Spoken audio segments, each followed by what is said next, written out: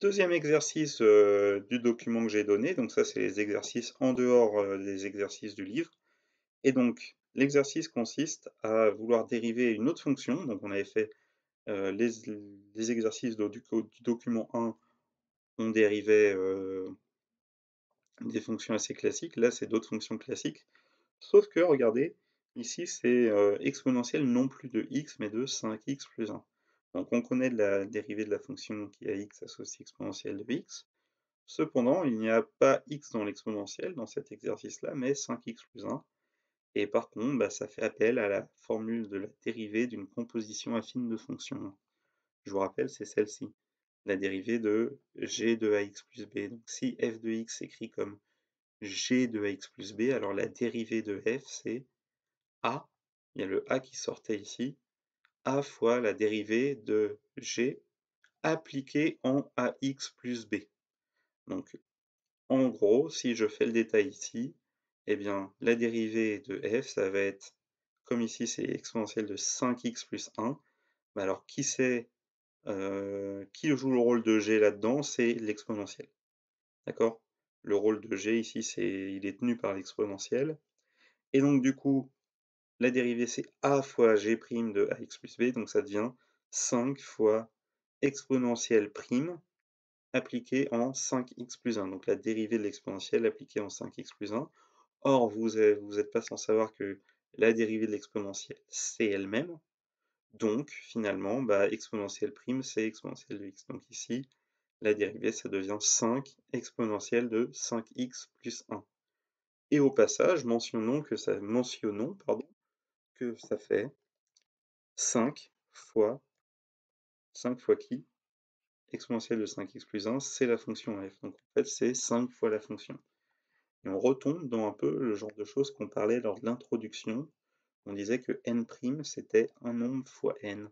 Là, la dérivée, c'est un nombre fois la fonction. Et donc, ces fonctions qui s'écrivent un peu sous cette forme-là seront les fonctions qui vont modéliser en fait les problèmes physiques et que vous avez su tracer à la main à l'intuition du phénomène physique. Fin de la parenthèse. Maintenant, c'est à vous de jouer. Donc, vous faites pause et le but, c'est de calculer la dérivée de cette fonction-là. Alors, volontairement ici, c'est pas écrit sous la même forme, donc vous pouvez réécrire sous cette forme-là si vous êtes plus à l'aise. Donc, on fait pause. Si c'est pas fait, si vous avez eu besoin de la vidéo pour bien comprendre la correction qui était visible ici dans l'exercice, vous faites pause et vous entraînez. Si vraiment vous avez besoin de faire un mimétisme, ici c'est 1,5 fois exponentielle de 0,4x. D'accord? C'est cette fonction-là en fait. Allez, correction. Donc on applique la formule, donc g' de x, ça va être égal à... Alors en fait, déjà c'est 1,5. Cela c'est un nombre fois la fonction. Donc ça, la dérivée de g', ça va être le nombre fois la dérivée de exponentielle de 0,4x. Alors c'est quoi la dérivée de exponentielle de 0,4x? Eh bien on applique ce qu'on avait fait tout à l'heure. Où ici, du coup, il y a le 0,4 devant le x qui va sortir devant. Donc ça va être fois 0,4 hop, 0,4 fois encore exponentielle, alors la dérivée appliquée en 0,4x, et donc ça fait, alors 0,4 fois 15, alors 15 fois 4 ça fait 60, donc tout ça doit faire 0,6 fois exponentielle de, et si je le réécris avec l'autre formule, exponentielle de 0,4x. Voilà, donc on obtient ça. En fait, vous voyez, le 0,4 devant le x, en fait, il tomberait devant, mais on garde ensuite 0,4x.